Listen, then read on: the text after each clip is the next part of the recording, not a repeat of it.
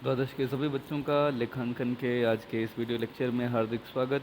कल हम लोगों ने पढ़ना प्रारंभ किया था विभाज्य लाभ, और ये पढ़ा था कि जितने भी लाभ होते हैं वो सारे विभाज्य यानी कि शेयर होल्डर्स के बीच में बांटने जैसे लाभ नहीं होते। विभाज्य लाभ यानी डिवाइजिबल प्रॉफिट, उनमें से केवल वही लाभ विभाज्य लाभ होते हैं जब वैधानिक रूप से अंशधारियों में लाभांश के रूप में बांटने के लिए वितरण के लिए उपलब्ध होते हैं।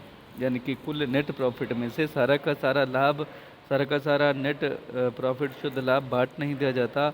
वैधानिक रूप से उसमें से कुछ हिस्सा अंशधारियों में बांटा जाता है, बांटे जाने योग्य होता है, उसी को हम विभाज्य लाभ बोलते हैं। साधारणतया विभाज्य लाभ वे होते हैं जो समस्त व्यय, हानियाँ, स्थायी संपत्तियों पर ह्रास, चालू संपत्तियों के मूल्य में कमी, कर के लिए उचित व्यवस्था, पिछले वर्ष की हानियों का अपलेखन तथा संचयों में उचित राशि के हस्तांतरण के बाद बचते हैं।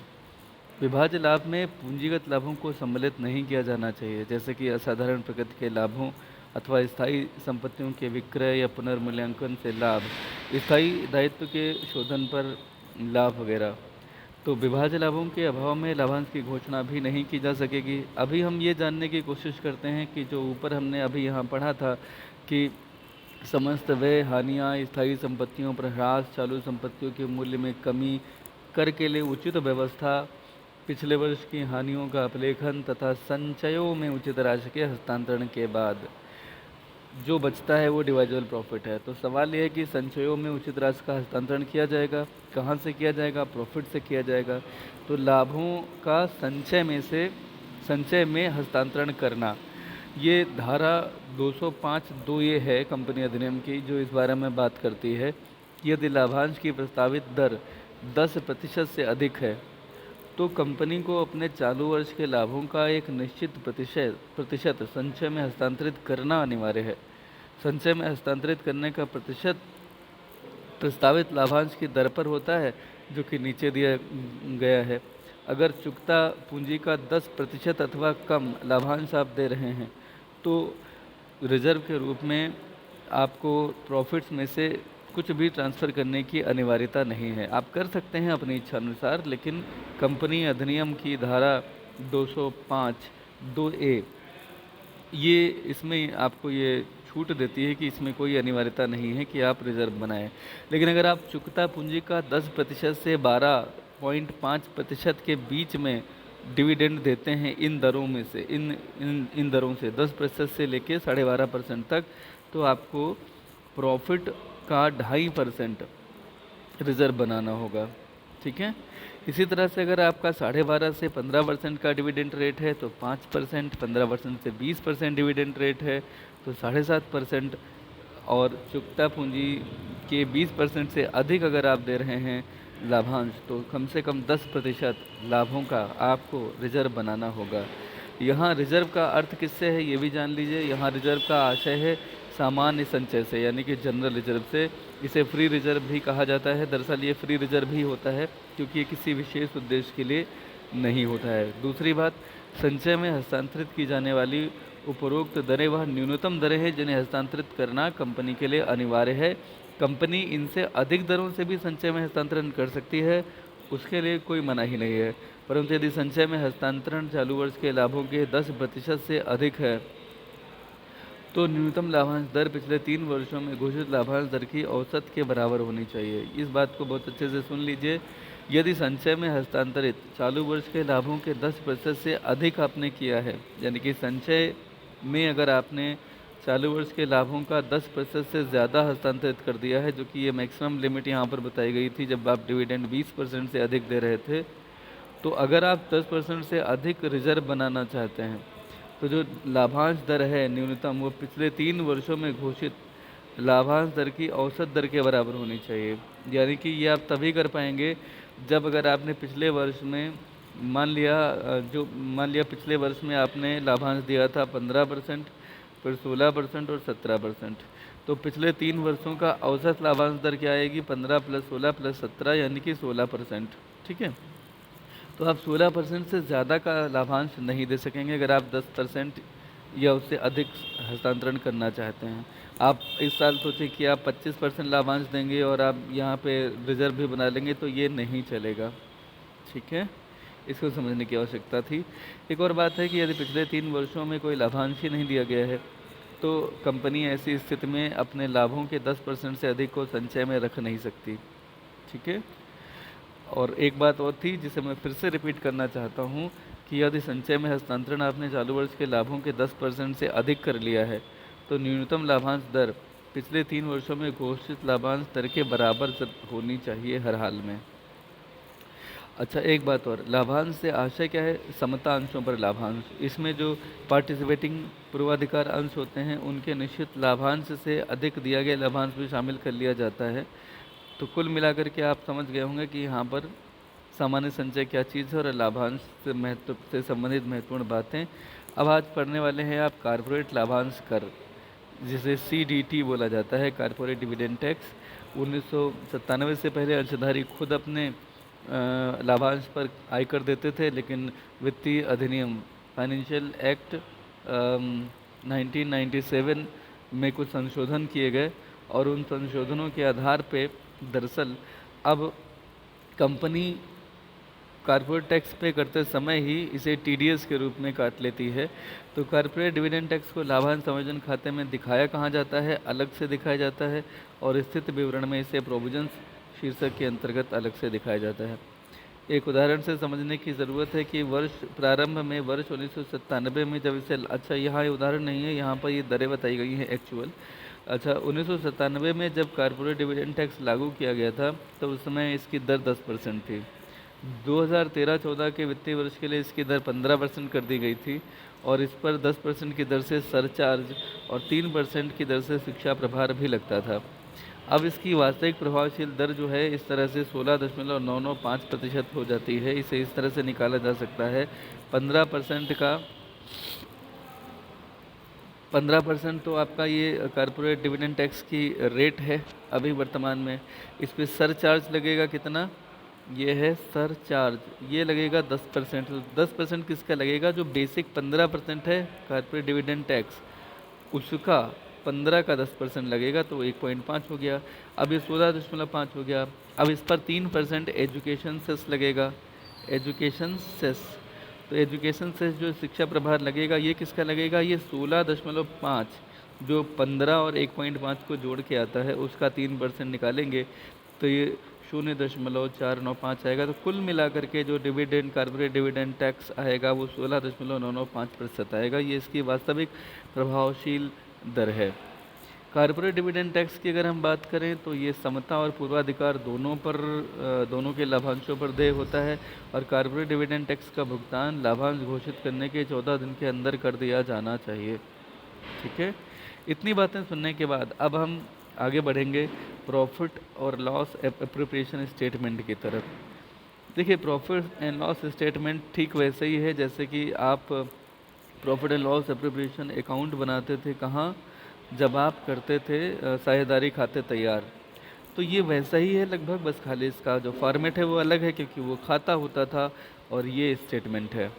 थोड़ा सा थ्योरी बेस इसका जानेंगे। देखिए, विभाज्य लाभ की गणना के बाद इसके वितरण का प्रश्न उत्पन्न होता है। जब आप विभाज्य लाभ की गणना कर लेते हैं कि कौन सा लाभ बांटे जाने योग्य है, तो इसे कैसे बांटेंगे, इसका डिस्पोजल यानी कि इसको कैसे वितरित करेंगे, तो ये जो प्रश्न उभरता है इसके लिए कंपनी के अंतर नियम आर्टिकल्स ऑफ एसोसिएशन जो हैं वह संचालकों को यह अधिकार प्रदान करते हैं कि वह लाभों के संचयों में हस्तांतरण तथा लाभांश की मात्रा का निर्णय कर सकते हैं। यानी कि लाभों को कितना संचय में हस्तांतरित किया जाएगा और कितना लाभांश बांटा जाएगा, ये कौन तय करेगा? ये संचालक तय करेंगे। और ये अधिकार कौन प्रदान करता है? कंपनी के आर्टिकल्स।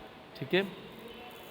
संचालक चाहे तो यह निर्णय कर सकते हैं कि कंपनी की वित्तीय स्थिति को सुदृढ़ करने के लिए लाभों की एक विशेष मात्रा कंपनी में ही रखी जाए, यही रिजर्व कहलाता है। तो लाभों की ऐसी मात्रा को संचयों में हस्तांतरण के द्वारा अथवा लाभों के शेष के रूप में कंपनी में रखा जा सकता है। या तो आप उन्हें संचय के रूप में हस्तांतरित कर सकते हैं जनरल रिजर्व में, या आप उसे surplus of profit and loss statement कह सकते हैं। ठीक है, यानी कि प्रॉफिट एंड लॉस का क्रेडिट बैलेंस एक तरह से। तो लाभों के एक भाग को लाभांश के रूप में भी बांटा जा सकता है ओबियसली। तो लाभ के 3 हिस्से हो गए। एक तो लाभ को आपने लाभांश के रूप में बांटा, उससे पहले आपने एक हिस्सा संचय में डाला, और दूसरा हिस्सा जो होगा वो लाभ हानि खाते का बैलेंस के तौर पे रहेगा। तो लाभों को संचय में हस्तांतरित करने, लाभांश बांटने को लाभों का नियोजन कहा जाता है। नियोजन का मतलब होता है कि उनका सही सही प्लानिंग करना एप्रोप्रिएटली। एप्रोप्रिएट का मतलब उचित भी होता है एक शब्द। तो नियोजन का मतलब होता है कि किसी भी चीज़ का वही उपयोग करना जो किया जाना चाहिए। इसी उद्देश्य से लाभ हानि समायोजन विवरण, इसके लिए profit and loss appropriation statement तैयार किया जाता है। इसको लाभ हानि नियोजन खाता विवरण भी बोलते हैं और लाभ हानि समायोजन विवरण भी बोला जाता है। तो इस विवरण को नोट्स टू अकाउंट्स के अंतर्गत दिखा जाता है। ये अलग से नहीं बनता जैसे कि बैलेंस शीट और statement of profit and loss बनते हैं। दरअसल ये जो स्टेटमेंट है, ये statement of profit and loss के जो नोट्स टू अकाउंट्स बनते हैं उनके अंतर्गत इसे दिखाया जाता है। और इसका एक अपना फॉर्मेट है। ये फॉर्मेट आपके सामने है, इसे ध्यान से देखें और इसे ध्यान से समझना है। सबसे पहले आपके पास जो लास्ट ईयर का प्रॉफिट आपके तलपट में नज़र आ रहा होगा वो आप यहाँ लिख लेते हैं, ठीक है। और ये ध्यान रखना, ये यहाँ पे प्रीवियस रिपोर्टिंग ईयर या करंट रिपोर्टिंग ईयर का नहीं है, ये इंटरनल ये भी अमाउंट है और ये भी अमाउंट है। ये इंटरनल अमाउंट है, ये एक्सटर्नल अमाउंट है, यानी कि ये जो आइटम्स इसमें अंदर लिखने वाले होंगे उनको जोड़ करके बाहर लिखा जाएगा। तो लास्ट ईयर का प्रॉफिट पहले यहाँ लिखेंगे, फिर करंट ईयर का जो प्रॉफिट आपने नेट प्रॉफिट से निकाला है वो यहाँ आप लिख लेंगे, जो प्रॉफिट एंड लॉस स्टेटमेंट से पता चलता है, प्रॉफिट फॉर द ईयर करके जो आया था आता है। हाँ, तो उसके बाद में आपको यहाँ पे आप देख सकते हैं कि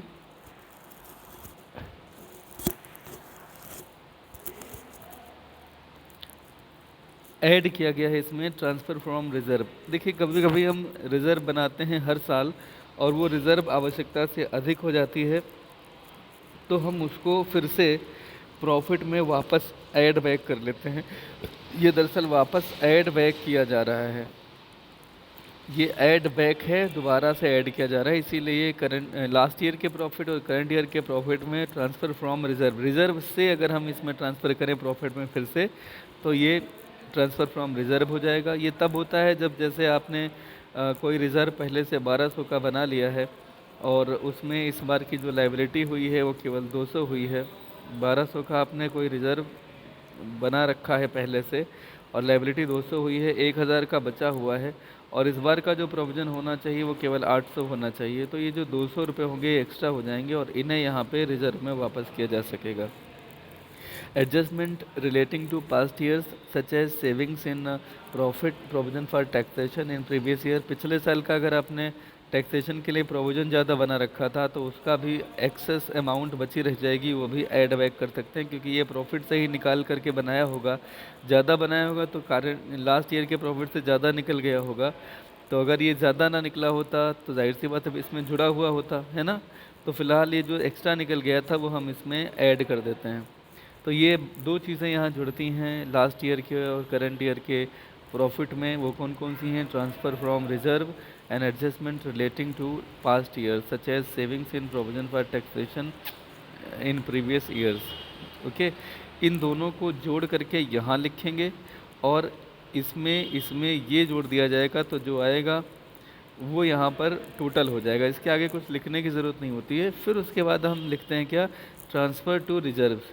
अब इस साल हम जिन जिन रिजर्व में प्रॉफिट से ट्रांसफ़र करेंगे, ये तो हमारे पास कुल अमाउंट हो गई, पिछले साल का प्रॉफिट, इस साल का प्रॉफिट और जो ऐड बैक किया है चाहे रिजर्व से या प्रोविजन फॉर टैक्सेशन से, उसे जोड़ करके जो अमाउंट आ गई ये हमारे पास कुल।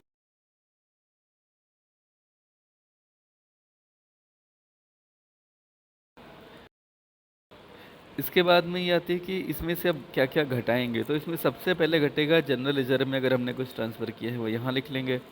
अगर हमने कोई डिविडेंड इक्वलाइजेशन रिजर्व बना के रखा है, बनाया है इस साल, उसमें ट्रांसफ़र किया है इस साल के प्रॉफिट से, तो वो यहाँ लिख दिया जाएगा।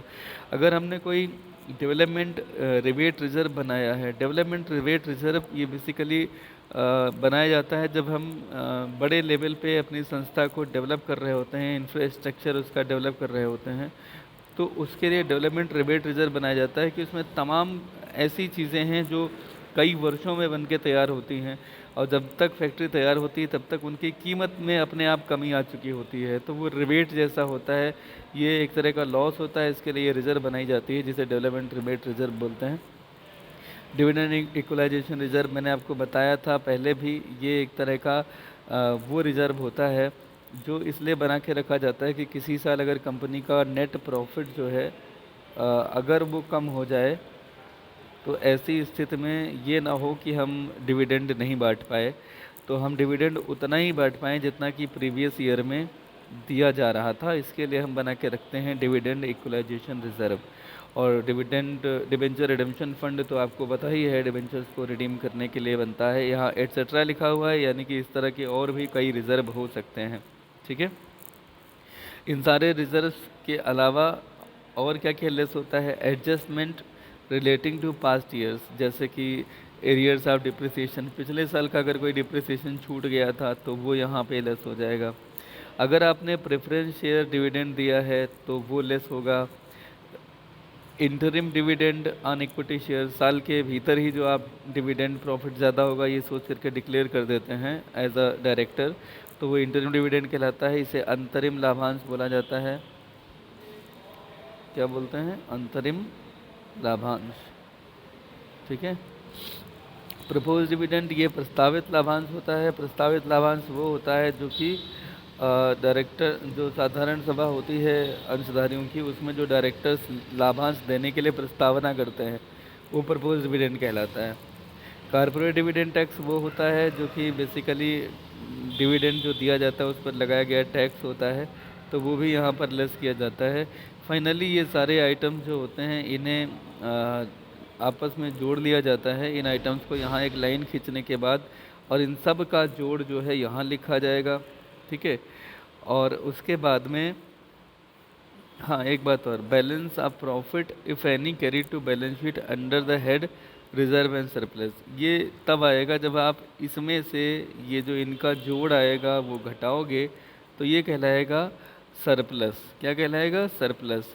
तो balance of profit if any means अगर कोई प्रॉफिट बच रहा है तो जाहिर सी बात, अगर इसका जो टोटल है इससे अगर ज़्यादा होगा तो यहाँ पर जो बचेगा वो सरप्लस होगा, तो इसे रिजर्व एंड सरप्लस में दिखाएंगे। अगर बाय द वे ऊपर की अमाउंट कम हो ये वाली और नीचे वाली ज़्यादा हो जाए तो भी ये रिजर्व एंड सरप्लस के रूप में ही वहाँ दिखाया जाएगा उसमें, लेकिन वो ब्रैकेट में लिख दिया जाएगा जितना भी आएगा। ठीक है, अब इसमें कुछ जो मदें हैं इनको इन्होंने एक्सप्लेन किया है, मैंने थोड़ा थोड़ा बताया था, लेकिन एक बार फिर से मैं यहाँ से रिपीट करा देता हूँ। संचय में हस्तांतरित करने वाली जो आइटम्स होंगे वो जनरल रिजर्व होगा, लाभांश समता कोष होगा, ऋण पत्र शोधन कोष वगैरह होगा। अंतरिम लाभांश मैंने अभी आपको बताया था कि यह वह लाभांश होता है जो वर्ष के दौरान ही लाभों की गणना से पूर्व ही दे दिया जाता है। इसमें संचालकों को यह अधिकार होता है कि वे लाभों की गणना से पहले ही अंशधारियों की स्वीकृति के बिना ही अंतरिम लाभांश दे दें। परंतु यदि अंतरिम लाभांश देने के बाद यह पाया जाता है कि कंपनी के लाभ अंतरिम लाभांश को पूरा करने के लिए पर्याप्त नहीं है, तो इसका आशय यह होगा कि लाभांश का भुगतान पूंजी से हो गया है और ये अवैधानिक है। ऐसी दशा में संचालक ऐसी राशि को पूरा करने के लिए व्यक्तिगत रूप से जिम्मेदार होते हैं। तो अंतरिम लाभांश तभी दिया जाना चाहिए जब आपको लाभ की पूरी पूरी संभावना हो, पूरी तरह से आश्वस्त हों एज अ डायरेक्टर। तीसरी बात आती है प्रस्तावित लाभांश क्या होते हैं, जो संचालकों के द्वारा प्रस्तावित किए जाते हैं साधारण सभा में।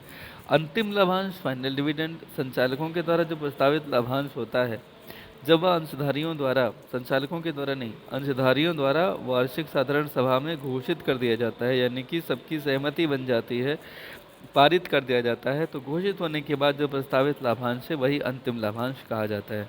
और अंशधारी संचालकों द्वारा प्रस्तावित लाभांश की दर में वृद्धि नहीं कर सकते, ये ध्यान रखिएगा।